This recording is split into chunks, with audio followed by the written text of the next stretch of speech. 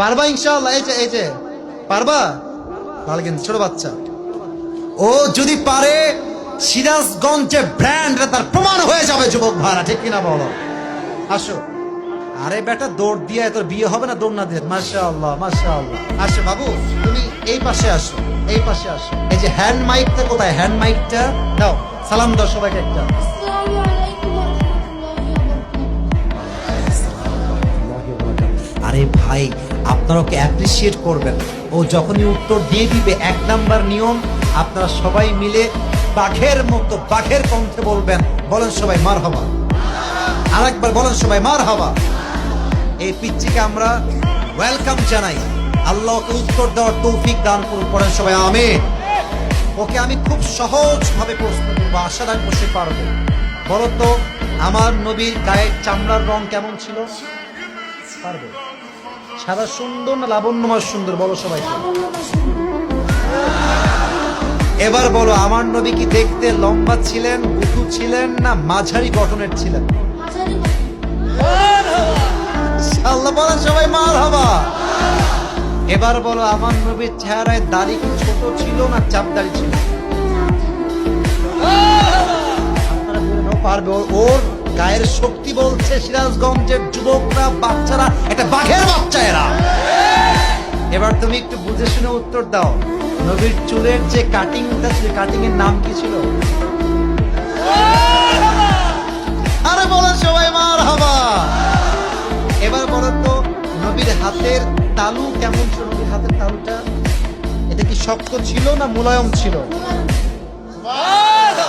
Okay option দিলে যে right option সেটাই সে চুজ করছে। বলেন সবাই মারহাবা। 1 নাম্বার সে পাস, 1 নাম্বার সাবজেক্ট শেষ।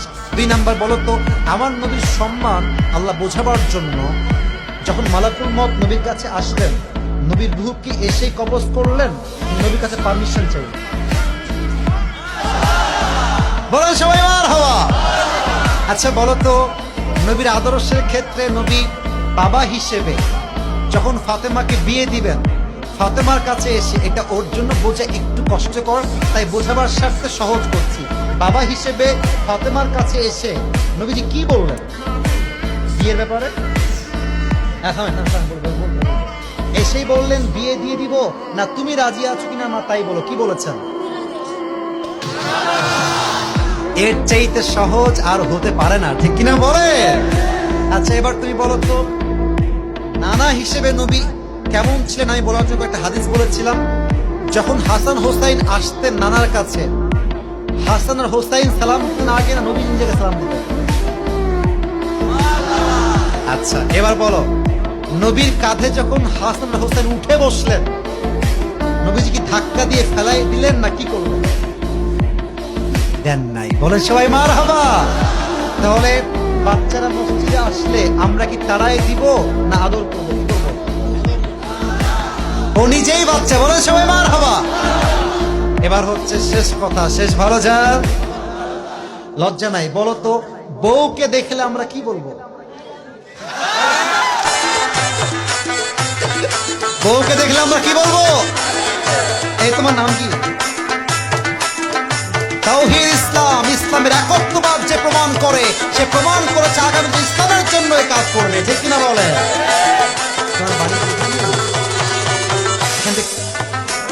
এখানে মাশাআল্লাহ, আল্লাহকে কবুল করে পড়েন সবাই আমিন। এই টুপিটা ওর মাথায় পারফেক্টলি হবে না, তবে বয়স তো এখানেই শেষ নয়। একদিন সে বড় হবে, একদিন এই চেয়ার এই বাচ্চা কথা বলবে, ঠিক কিনা বলে? আল্লাহ তাওহীদ ইসলামকে ও কথা যখন বলেছে, ওর মাঝে আমি সামান্য কোনো ভয় দেখতে পারি না, ঠিক কিনা বলে? আল্লাহকে ইসলামের সৈনিক হিসেবে কবুল এবং মঞ্জুর করে সবাই আমিন। আমি টুপি যখন পড়াবো, একজন বাঘের বাচ্চা যুবক দাঁড়িয়ে টুপি পড়ানোর সময় তাকবীর দিবেন। দেন তাকবীর দেন, কে আছেন?